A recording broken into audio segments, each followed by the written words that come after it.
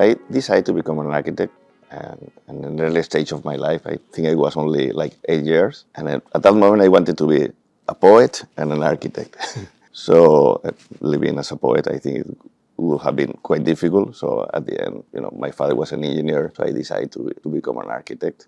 But I've been always like more interested in the artistical part more than in this construction part and the commercial architecture. So it was since I was young, and also like I live in Valencia, we are always like building these huge effigies for Las Fallas. So I think that were like these kind of things of building things since I was young that I had like this commitment with architecture. I used to be like a normal architect until the real estate crisis in 2009, and everything exploded. So there was no more work for architects anymore. So like we have this festival in Valencia for Las Fallas. I decided just to build something there, and it was really interesting because I felt more as an architect building on the street because I was building at the same time like a building that is going to be there for 50, 100 years. There was no discussion or aesthetical discussion about that. But when I put on the public space this art piece of One Falla, there was a lot of interaction with the people. So I thought that it was a very important moment for me because my work I was able to discuss with other people. I think that the relationship that you have with your own work when you're burning it is like very different. Because when you're building something that is going to stay there for 50, 60 years, you just pass by and you don't pay much attention to it. Because you think it's always going to be there.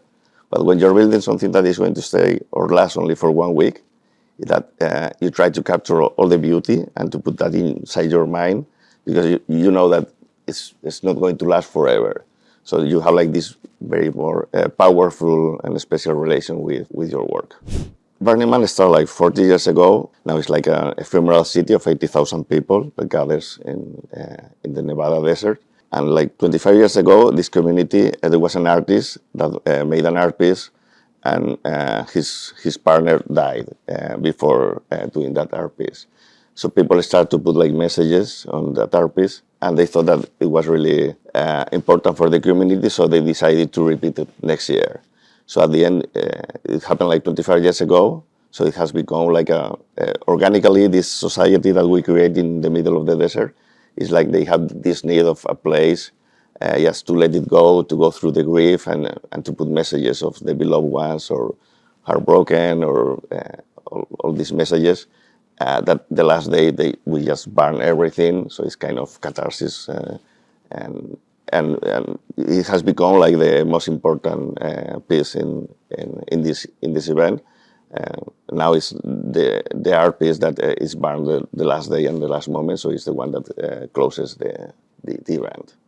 To be the first Spanish artist to build a temple, for me is like an achievement because I'm the kind of architect that is not building commercial architecture, so I've been like the last 15 years building urban art with the fallas and other festivals that also have been burned at the end.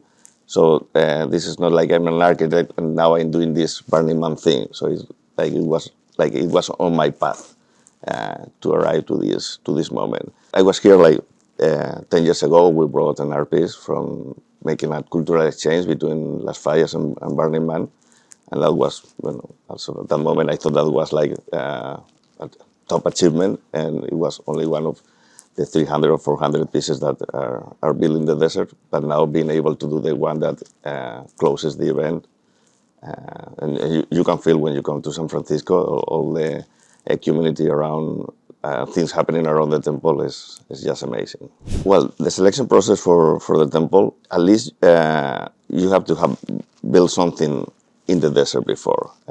You're not allowed to present a project because the conditions in the desert are quite different to building normal architecture, because you have to build everything pre-Burning Man, and then you have only like 2 or 3 weeks to assemble everything on the desert in really very difficult conditions, sandstorms, the weather, the heat, the cold at night. So it's not that you can do there like the normal architect. You have to know very well the conditions, and also work only with volunteers. So you have to deal. The architectural part is maybe like 15-20%, But the most difficult part or more challenging part is to deal with the whole community and to put all the volunteers together to work, because at the end we are talking about, at the end of the project there will be more than 1,000 volunteers. We have estimated a budget of $150,000, taking into account that all people working, they work as volunteers, and we receive a grant for the organization of $150,000.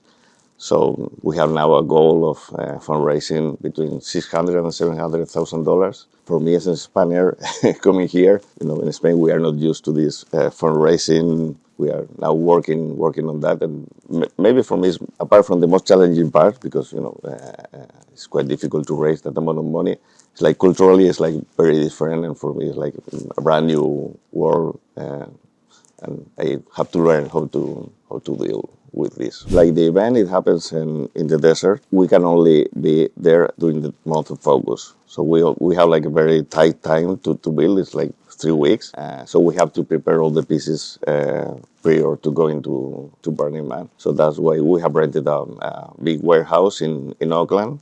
And we have designed the project the way that all these pieces can be loaded into the truck to the perfect size, the maximum size of the truck. So we are like building all these pieces, and we were only going to be able to see if they fit together once we are we are on the desert. There are like very similar things between where I come from Las Fallas Festival, that is also like group of people, associations that they come together just to put some art on the street. So here is like more similar in that way. It's all about the community and about volunteers. But the truth is like the way they work here as volunteers, I think that they are really very committed with the projects. They think that putting all the effort in one experience, they will be like personally rewarded afterwards. At Burning Man, you cannot use money. It's everything about gifting economy. I think it makes really special. The volunteers take this project as also like their own project. So that's the main difference, how people get really involved with their heart to do this project.